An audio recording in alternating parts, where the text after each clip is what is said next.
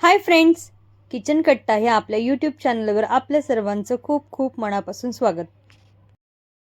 आज आपण बनवतोय कोबीची वडी।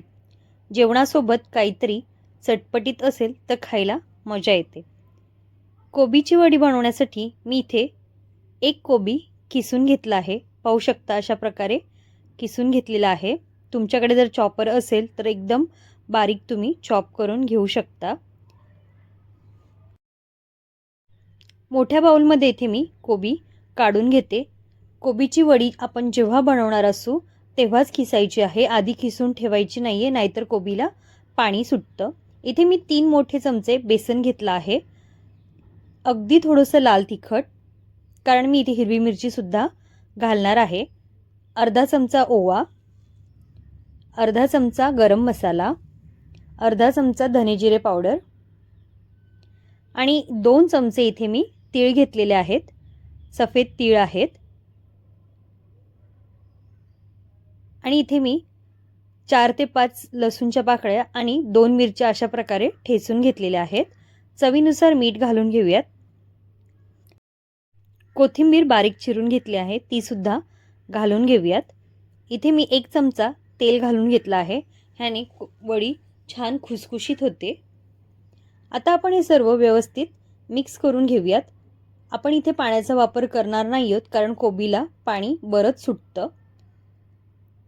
तर जितकं ह्यामध्ये बेसन पीठ लागेल तितकं आपण घालणार आहोत। इथे मला आणखी थोडंसं बेसन लागणार आहे, कारण कोबीला बऱ्यापैकी पाणी सुटतं। इथे मी 2 चमचे बेसन घेतलेलं आहे। मिक्स करून घेऊयात। तुम्ही जर ताटावरती थापून जर चौकोनी वड्या करणार असाल तर थोडंसं बॅटर सैलसर असलं तरी चालेल, पण आता आपण इथे गोल शेप देणार आहोत, ओव्हल शेप बनवणार आहोत, म्हणून इथे आपण थोडंसं घट्टसर बॅटर करणार आहोत। आणि इथे मी हाताला तेल लावून घेतलं आहे आणि अशा प्रकारे वड्या बनवण्यासाठी ओव्हल शेप बनवून घेतला आहे। इथे आपण चाळणीमध्ये ठेवून घेऊयात। कढईमध्ये पाणी गरम करून घेतलं आहे, त्यामध्ये आपण वड्या वाफवून घेऊयात। झाकण ठेवून 15 मिनिटं आपण मीडियम फ्लेमवरती वाफवून घ्यायचं आहे। 15 मिनिटं झालेली आहेत।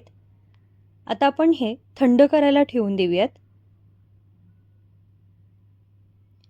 व्यवस्थित थंड झालेलं आहे। आता आपण हे कट करून घेऊयात।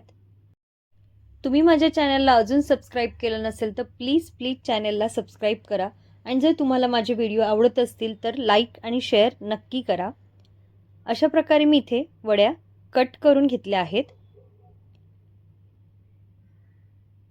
आता तुम्हाला हवं असेल तर तुम्ही डीप फ्राय सुद्धा करू शकता। मी इथे शॅलो फ्राय करणार आहे। इथे मी तव्यावरती तेल घालून घेतलं आहे, त्यावरती आपण वड्या शॅलो फ्राय करून घेऊयात। अशा प्रकारे तेल घालून आपण स्प्रेड करून घ्यायचं आहे। मीडियम फ्लेमवरती छान वड्या आपण शॅलो फ्राय करून घेणार आहोत। वरून अगदी थोडंसं आपण तेल घालणार आहोत। 5 मिनिटं झाली आहेत। आपण सर्व वड्या परतवून घेऊयात। तुम्हाला अगदी जर झटपट हवं असेल तर तुम्ही डीप फ्राय केलं तरी चालेल। शॅलो फ्राय करायला थोडासा वेळ लागतो, पण इथे आपण तेलाचा वापर कमी होतो आणि डीप फ्रायमध्ये तेलाचा वापर जरा जास्त होतो। इथे वड्या बनवून तयार झालेल्या आहेत।